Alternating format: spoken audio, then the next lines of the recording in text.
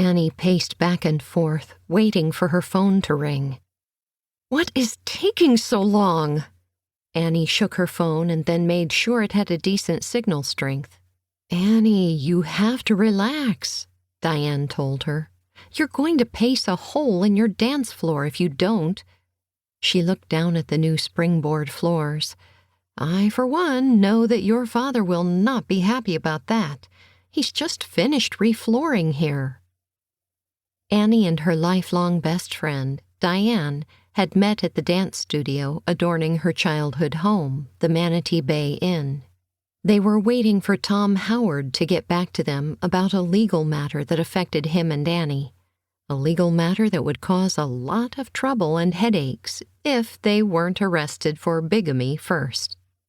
Annie and Tom had been shocked to find out earlier that morning that their marriage may not have been legally annulled 37 years ago. That did not look good in the eyes of the law for either her or Tom, because they'd both gone on to be married after that. Annie had married Roger Davis, her high school sweetheart, only a few short months after the annulment. Annie wasn't sure when Tom had gotten married, nor did she know any details of his marriage or what happened to his wife. All she knew about Tom's past after they'd split up was that he had gotten married, became a marine engineer, and a guardian to his best friend, Sam Grimes' 5-year-old daughter, Addie.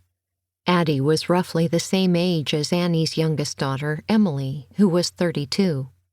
Annie blew out a breath as she tried to focus. If hers and Tom's marriage truly was not annulled 37 years ago, that would be a complete disaster. Annie felt her breath catch in her throat as her mind shot to the other discovery they'd made earlier that morning. The signatures on the annulment document that had been denied may not actually have been signed by her or Tom, because it wasn't the document either of them had received 37 years ago. That would mean either her mother or Tom's father may be responsible for their breakup. Or Roger. Another voice in her head piped up once again. But Roger had been with her all the time. When would he have had a...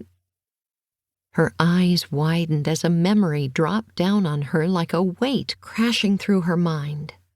2 weeks before she and Roger had gotten married, he had to urgently come home to Manatee Bay. It was something to do with his father, as Annie recalled. She looked down at her phone and with shaky hands scrolled to her photo gallery to pull up the picture she'd taken of that annulment document. Annie had taken the picture so she could look over it a bit later. She zoomed in the document down to where hers and Tom's names had been written. Annie's heart sank as she noticed the way the A in Annie's name was written and the T in Tom's. Suddenly, Annie knew what had been bothering her about the document. She knew who had written hers and Tom's names on the document. Just when Annie had thought nothing else could surprise her. Annie drew in another deep breath and huffed it out as she pinched the bridge of her nose. It couldn't be true. How had her perfect life gotten so messed up? It was like Roger had pulled an invisible thread on a carpet of secrets and lies she'd been obliviously walking over for the past 37 years.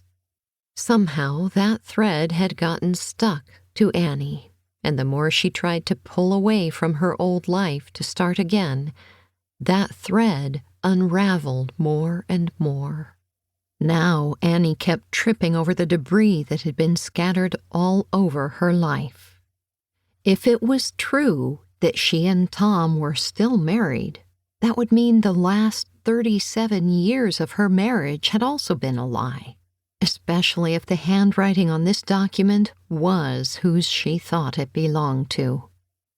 She gave a soft, mocking laugh, thinking about how she and Roger had just gone through actual divorce proceedings.